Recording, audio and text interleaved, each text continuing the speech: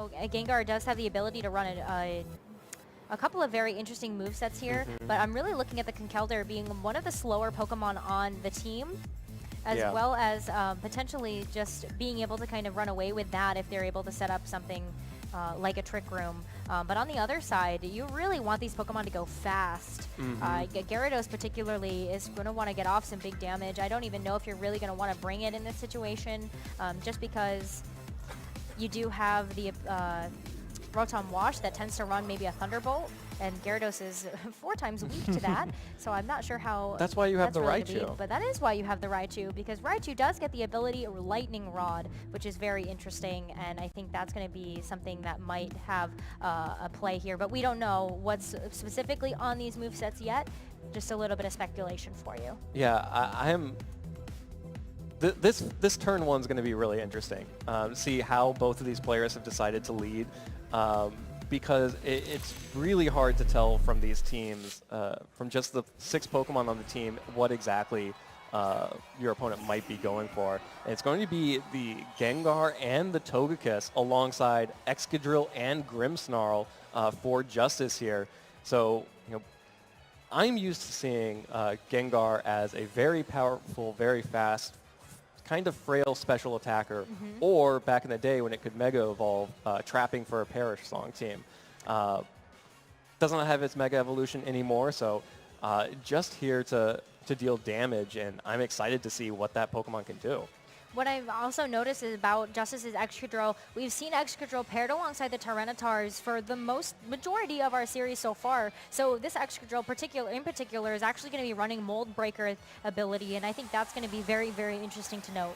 Yeah, catching the Mold Breaker activation is always important when you're playing against an Excadrill, trying to see what the actual ability is going to be, because Mold Breaker and Sandrush are both good and both very viable in different situations. Nihal just going to go ahead and immediately Dynamax that Togekiss, going on the offensive here. Finally, we're seeing the screen's Grimmsnarl sets the light screen. Will be very powerful at reducing the damage from this Gengar's Icy Wind, as well as any max moves coming out from the Togekiss.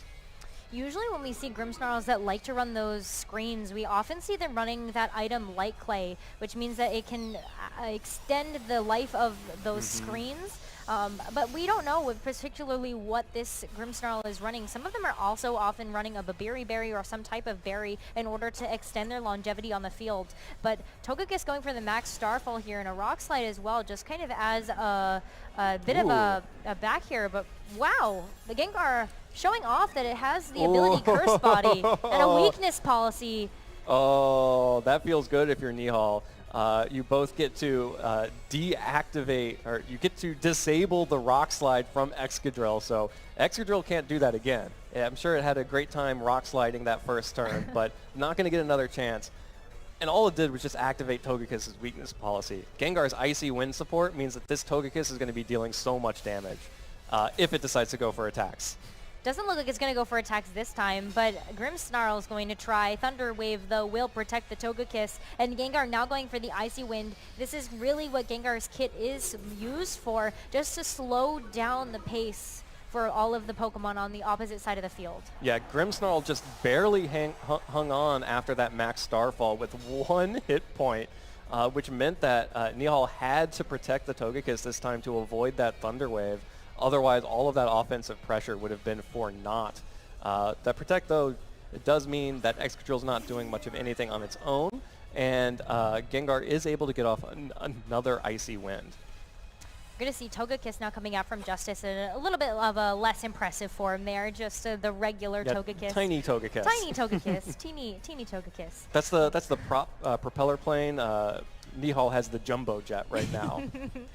Yeah, I particularly like when Togekiss Dynamaxes, its little feet start to flick in the air. It's very cute.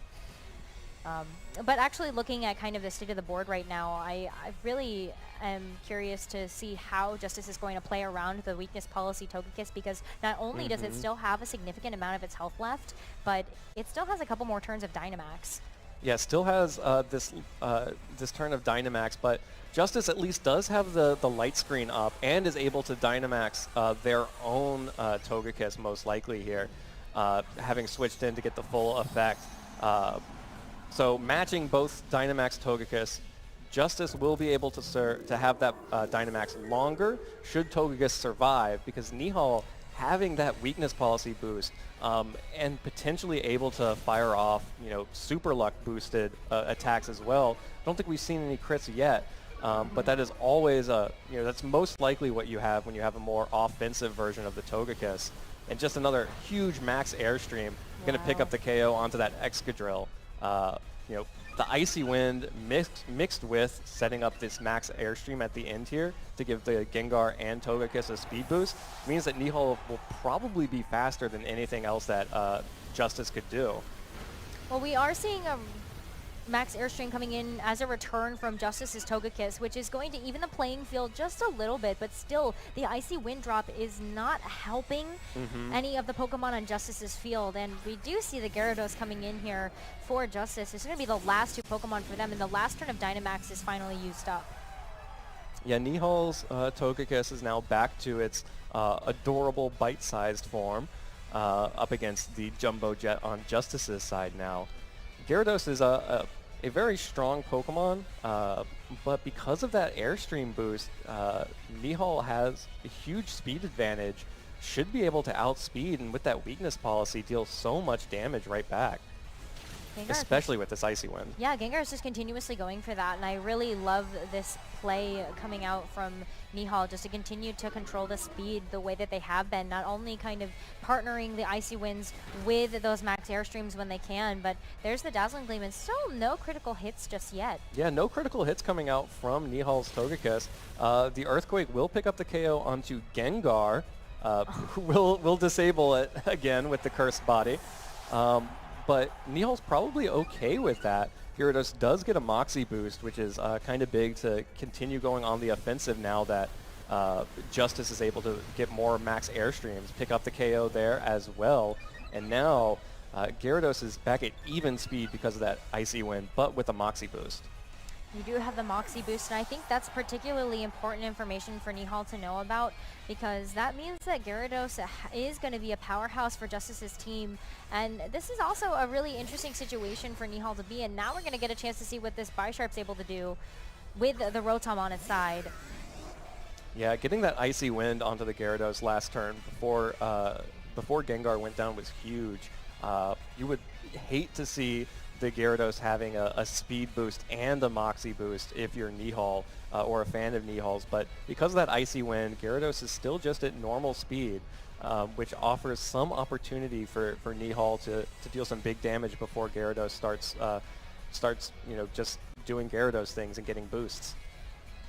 Gotta pay attention though that Gyarados did take a lot of damage from those Icy Winds, and Togekiss isn't sitting super healthy either. So this could mean that there's going to be a little bit of frailty to Justice's team, particularly if we do see something like the Sucker Punch going in and ooh. In Sucker Punch range, picks up the KO. Yeah, is going to get the knockout. And a Nasty Plot now coming out from the Rotom means that this Rotom is going to be able to match a lot of the pressure that this Togekiss can put out. Yeah, Nasty Plot Rotom. We've been seeing a lot of that so far this tournament, as Max Starfall is going to pick up a lot of damage back, but activate the berry for Rotom. Interestingly enough, we know that Rotom Wash, by going for that Max Starfall, Togekiss is not going to have the opportunity to outspeed the Rotom Wash this time around. And that Nasty Plot's about to do some work. Nasty Plot is about to do some work. I also want to note that Bisharp is a very fast Pokemon. I want to see kind of a little bit more about the speeds here, if they are going to be going for something else. And that's going to be a Sucker Punch this time, but fortunately we're not actually going to get a chance to see what the speed does look like between this Togekiss and this Bisharp. Nasty Plot Rotom. I'm a believer. I'm a believer. I've come around. I'm in. I'm all about that. Picks up the KO onto Togekiss. And Nihal, really strong showing there in Game 1.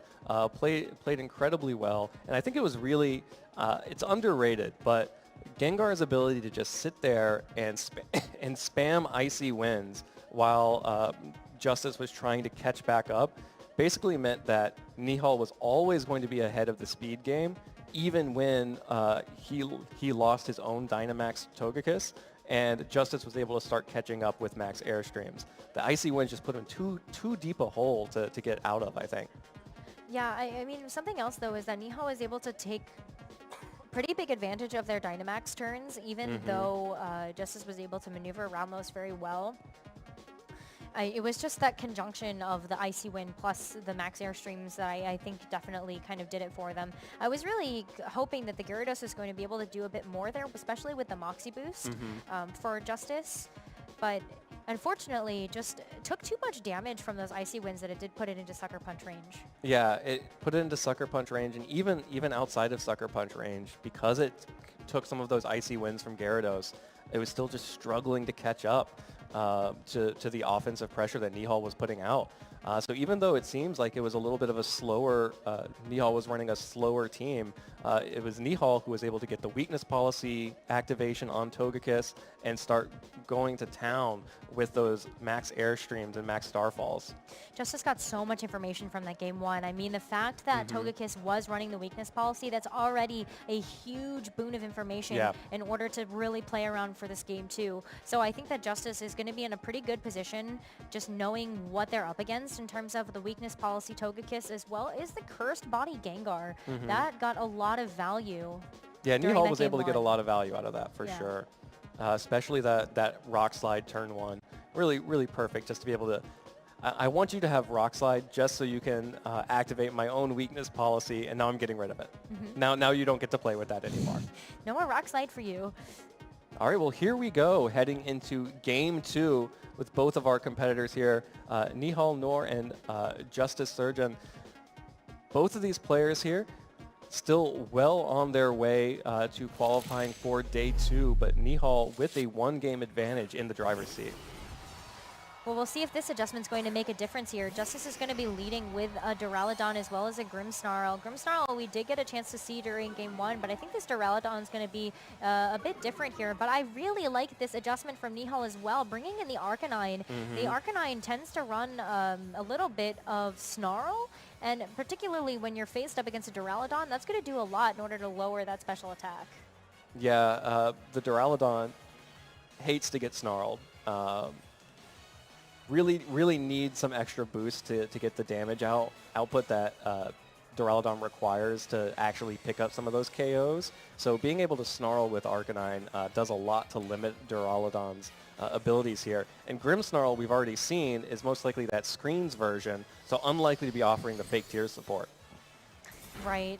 The fake tears would have been the perfect thing to be able to have on this Grimmsnarl, but yeah, that is going to be the Icy Wind that's going to show off the speed drop there, and then the Snarl as well is going to get those attack drops in addition. Yeah, you called it. The Arcanine going for the Snarl just to keep the Duraludon limited. Flash Cannon, just a regular Flash Cannon, not Dynamaxed at all yet. The cursed body again, going to go ahead and disable that. Looks like Justice is actually going to go ahead and double up on the Gengar. Tries to Spirit Break and Flash Cannon. So drops the special attack. Also gets the Spirit Break disabled. So Gengar is still out here doing what it wants to do. Icy Winding, shrugging off both of those attacks. And Arcanine got a free Snarl off. And, you know, I think Nihal's probably still happy just to continue spreading these debuffs. Yeah, I think Nihal ended up playing that turn really well, and it was really unfortunate for Justice there because now that's really kind of the main source. When you're looking at a screens variant of Grimmsnarl, you tend to have only one option that ends up doing any sort of damage. So now Justice is forced to use other options, much like this Thunder Wave. Yep, Thunder Wave connects with Arcanine, though, so will be limiting its speed and be able to paralyze it if it is lucky. Another Snarl connects on both Pokemon to drop the Duraludon's special attack one more time. And here comes a Draco Meteor into what was the Gengar, now the Rotom Wash. That's that's okay damage, 64 hit points of damage there, but also dropping special attack another 2 stages. So usually you want to get a full power Draco Meteor off 4, but because of the 2 Snarls, it was like we were on our second Draco Meteor already. That's a bit of a tell to me that Justice might want to try to switch out the Duraludon to get that special attack reset.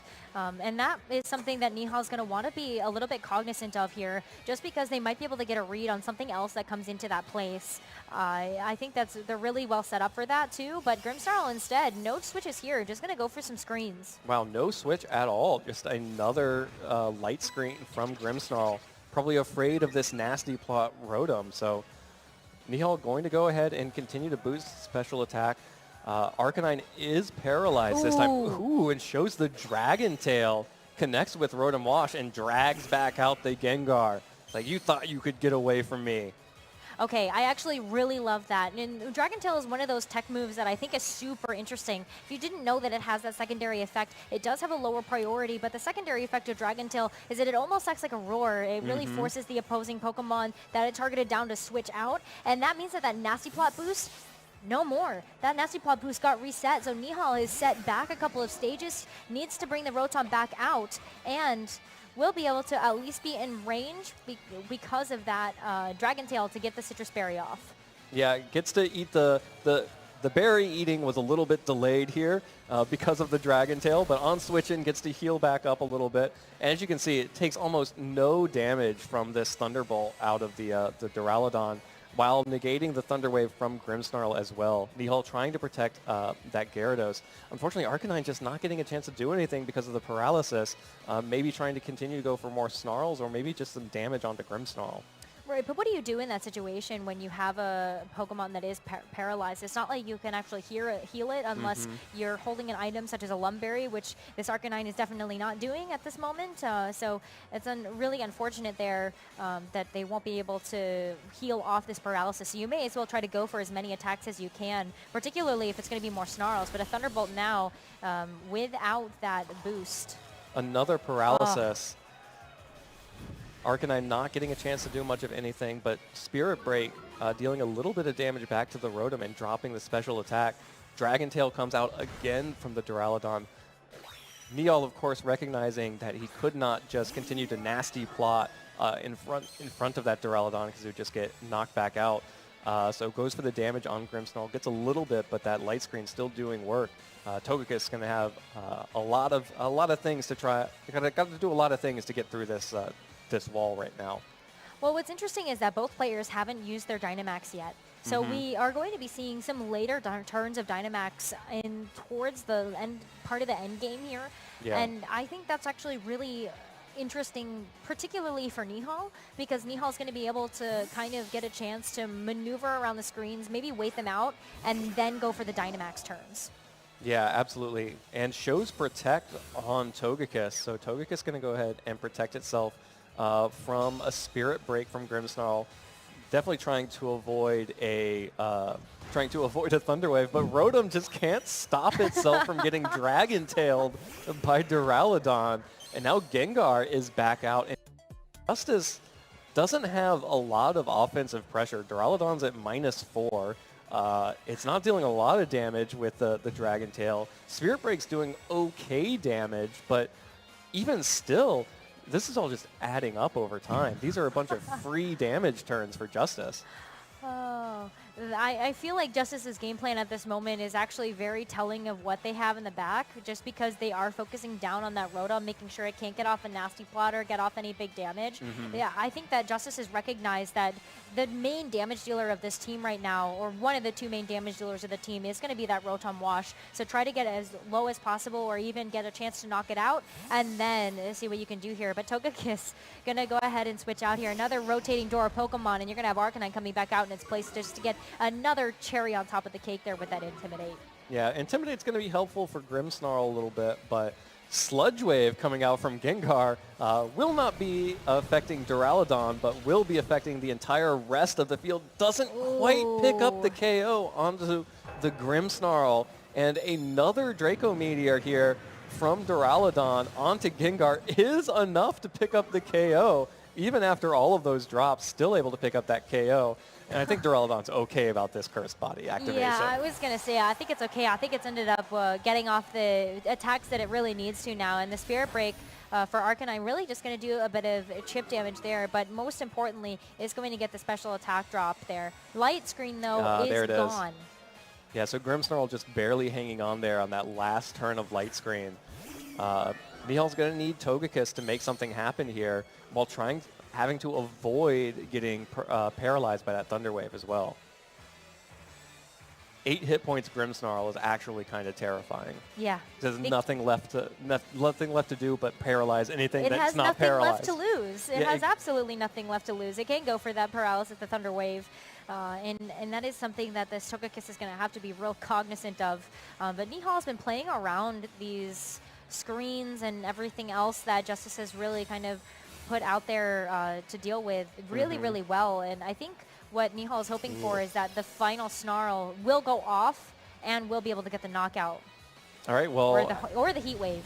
Yeah, no need to Snarl anymore, I guess. Duraludon's already dropped its special attack 4 stages. Snarl's, unnecessary here. The Thunderbolt will connect with Arcanine. While Togekiss went for the Protect here. Smart play from Justice there. Understanding that, can't really go for the Thunder Wave, predicting that Nihal's going to go ahead and just try to protect that Togekiss from Thunder Wave. The pressure of the risk of taking that Thunder Wave is so great because it seems obvious that Togekiss is who Nihal wants to be Dynamaxing here, that it just gives Justice a chance on that Grimmsnarl to set a Light Screen for free, which is going to completely limit the amount of damage that Nihal's going to be able to put out from both this Togekiss and the Rotom. Gengar is felled. Duraludon finally, after doing its job, is going to get switched out, and we will see that Mold Breaker ability once again on this Excadrill. But it's about time that we see some Dynamaxes here towards the end game of this set. Yeah, this is Sword and Shield. I want to see big Pokemon. Me too. Well, big Togekiss is definitely one of those that I enjoy seeing. Again, defeat.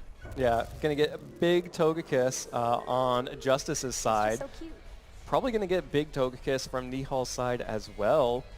If not now, then later. Yep, there we go. And actually, surprisingly, I was noticing it when Duraludon switched out for the Excadrill. Duraludon's still reasonably healthy. Yes. Like, it's just been taking tiny little snarls. Yes, it could come back in, fully refresh special attack, and threaten some big flash cannons. Yeah, that was really smart heads-up play from Justice to be able to preserve Duraludon that much because Nihal kind of wasn't really looking at Duraludon as a really big threat here, but this Arcanine's not going to be able to do too much more in this this game too, just because that Max Airstream just going to be able to knock it out right there. But I think it definitely did the job that it wanted to, but that leaves that Duraludon very, very safe to come back in later and know that it's not going to get snarled again. Yeah, and crucially, Justice's Togekiss outspeeding Nihal's, getting the Max Airstream up first, means that it's going to be ahead in the Max Airstream wars. So even when Rotom Wash comes out here, there's no chance of Rotom Wash getting an extra speed boost here.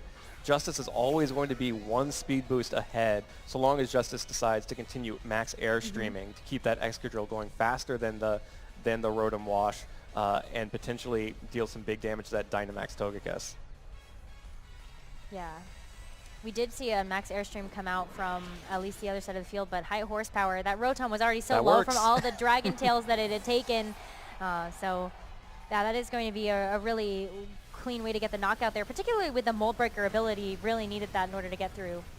Yeah, Mold Breaker eliminating the Levitate from Rotom Wash, meaning that high horsepower can hit for super effective damage. And Justice, with this Togekiss, going to continue to Max Airstream, sort of like what we saw in Game 1, preventing Nihal from ever being able to catch up in speed to this Excadrill and onto the Togekiss. We do finally see a crit here coming out from the Togekiss. Yeah, we do. Onto the Excadrill, but it's still not enough. And Justice looks like they're in very strong position here to take this game too. We will have to see. Yeah, this is 2 times in a row now that we've seen Justice's Togekiss move faster. And Excadrill going for the Protect might actually be enough to stop this final Max Airstream potentially coming out from Nihal's side to actually get the knockout. But this 3rd Max Airstream from Justice is going to be also a critical hit. Yeah. Excadrill, I guess, trying to maybe hope for a chance to deal some damage outside of the Dynamax with the Protect. Yeah, and easily able to tank that through the Protect. Justice, so strong, such a strong play this game. For the longest time, it looked like not a whole lot was happening.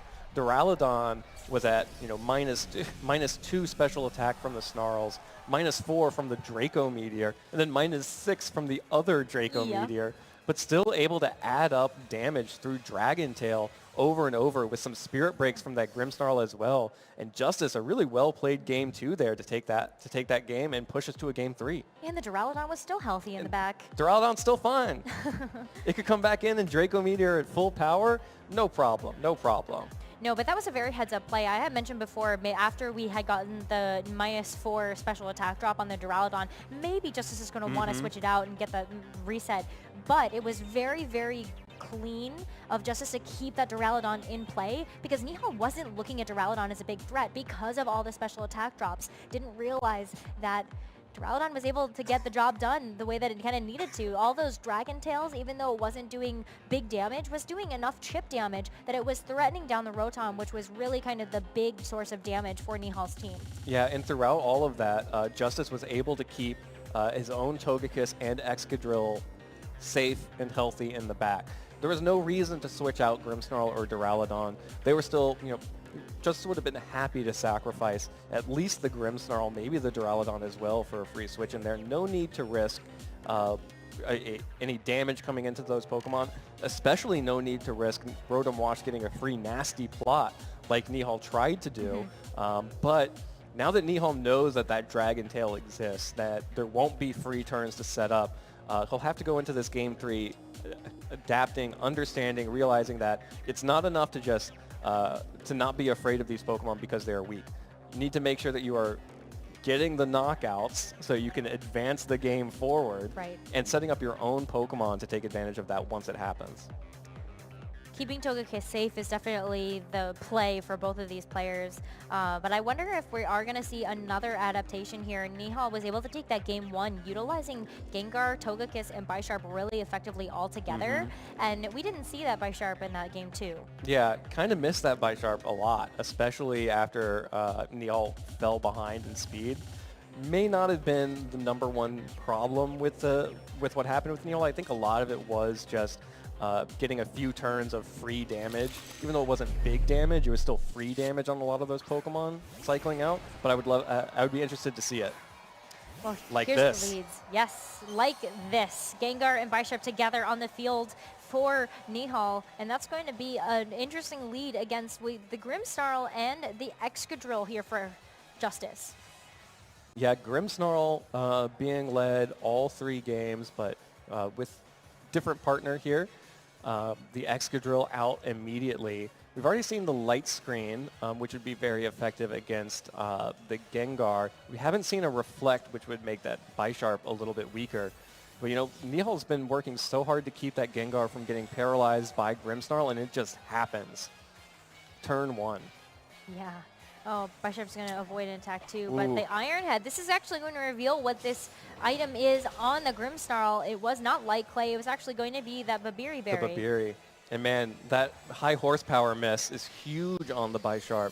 Takes no damage from the Excadrill, and instead gets to deal good damage back to Grimmsnarl. And now that Icy Wind has started to be active from Gengar, Excadrill's not going to have as many free opportunities to pick up that KO.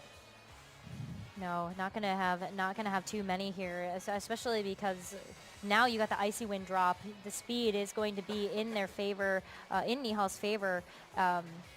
Means Gengar and Bisharp are going to be able to move really, really quickly, but doesn't want to take too much damage here. Is going to go for the Protect. Yeah, just has to protect to avoid that Thunder Wave again. The best way to get another opportunity is to use that speed. The speed adjusting factor of Thunder Wave to cut down that speed. But Gengar hangs on with the Focus Sash and fires back with Icy Wind onto Grimmsnarl and the Excadrill once more. Deal a little bit of damage right back and get that ever important speed drop. Grimmsnarl is so low right now. Yeah. It's taking good damage from Icy Wind for Icy Wind, but that Babiri Berry making sure that Bisharp couldn't pull off that KO immediately.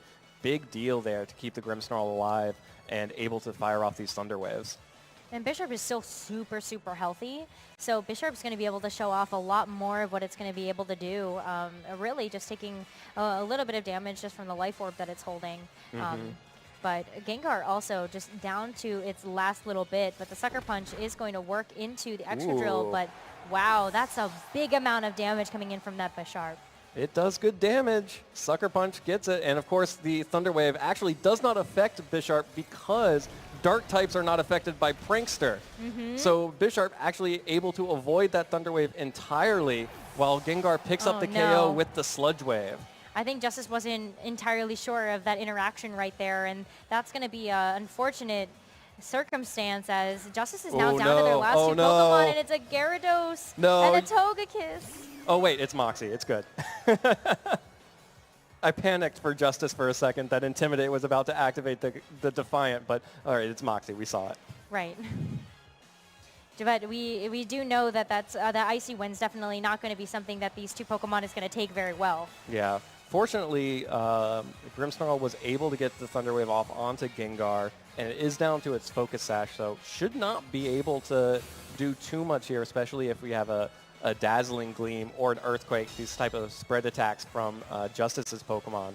Pick up the KO onto that Gengar, and then Togekiss we'll be able to see what Togekiss wanted to do to the Bisharp, but the Protect going to keep it safe right now while Gyarados picks up that Moxie boost. We'll get the Moxie boost, and that's really important for Justice in order to actually kind of win the game and definitely win the series. That's really what Justice is relying on at the moment, and it kind of has a couple of options here. Could opt to go for the Dynamax onto the Gyarados or go for the Dynamax onto the Togekiss, depending on what they feel is going to be the most important. Gyarados often runs a really nice spread of moves and could also use the Max Airstream itself, but the Togekiss is probably a little bit faster. Yeah, Gyarados is a really interesting Dynamax Pokemon. It gets really good coverage. Get some of the best Max moves like Max Quake off of that Earthquake, as well as Max Geyser, and of course can have the option of getting Max Airstream from a move like Bounce. So it's always an interesting Pokemon to consider for a Dynamax here. It might be the right call for Justice since he was able to get that Moxie boost. They've already got some boosts on the Gyarados. Start rolling. Yeah, the Gyarados is going to be really good here, especially if it's going to be able to continue to utilize that Earthquake. That's a really interesting tech to have on the Gyarados. Usually you have something else in that slot. There it is. But I really like the spread moves here, and I think that Dynamaxing the Gyarados is definitely Justice's win condition in this moment, just to make sure that they're going to be able to get off maybe some Max Airstreams as well as getting off some single targeted attacks. All right, well, Nihal is going to counter with a Dynamax of his own, but gotta be happy if you're Justice to have the Moxie boosted Dynamax Gyarados alongside your Togekiss. Being able to use, potentially use a Follow Me to protect that Gyarados and allow it to just get started. No Follow Me though, so Gyarados will have to take this Sucker Punch from Bisharp for free, but will be able to fire back with Max Airstream onto the Dynamax Togekiss, deals good damage, and starts the clock. Make sure that Gyarados is fast. We'll be able to get the Airstreams off first, and get some damage with Heat Wave from its own Togekiss before Nihal can counteract with their own Max move. Oh, and that critical hit was so important there for the Bisharp. Not being able to outlast that, and the Max Airstream now just as another bit of information from Nihal's team. Just going to get those speed boosts there. Yeah, another speed boost, but only for the Togekiss, not for whatever Pokemon is in the back. And that was a great turn for Justice. Heat Wave picked up the KO onto Bisharp. Rotom Wash in the back. Gyarados is happy to see that. Gyarados knows how to deal. Max Gyarados has plenty of options to deal with Rotom Wash because it gets power whip, so you can always see a Max Overgrowth. Normally this is a Pokemon that you would feel very safe against Gyarados, but now that Gyarados has Moxie Boost and has a speed boost from the Max Airstream, and you know that it has access to something like a Max Overgrowth, Rotom Wash no longer countering this Pokemon. Yeah, this is a really great position for Justice to be in, particularly because of the single targeted attacks that this Gyarados is able to use. But the ally switch here might make things a little bit trickier. There's always that. There is always that. Rotom can't always ally switch. Yeah, and that's going to be the Max Overgrowth going right into the Togekiss, doing barely any damage at all. Yep. And crucially, because Gyarados had to go for the max overgrowth, means it's taking its foot off of the pedal, not going for a max airstream to keep up the speed boost. The Dazzling Gleam, even with the critical hit, not enough to pick up the KO on the Dynamax Togekiss. And Nihal now able to take the max airstream, pick up the KO onto Gyarados, and boost the speed of that Rotom Wash. Absolutely. That max airstream was so important for this final couple of turns. And now that the Dynamax is over, Rotom Wash is free to do whatever it wants. Yeah, and just Togekiss left on Justice's side. It's at full hit points, but it's slow. It doesn't have all the boosts of Nihal's Togekiss. It's going to be able to get to fire off another max attack, and then Rotom Wash is going to be able to Thunderbolt. Such a good ally switch coming out from Nihal that turn. That was such a good ally switch, and that was important to not reveal that information until this very moment here. A final max airstream coming out from Nihal's Togekiss is going to boost the speed once more, and that Rotom's going to be able to take advantage of that right away with the Thunderbolt right into the Togekiss slot to be able to finish it off, and that's going to be the set going to Nihal.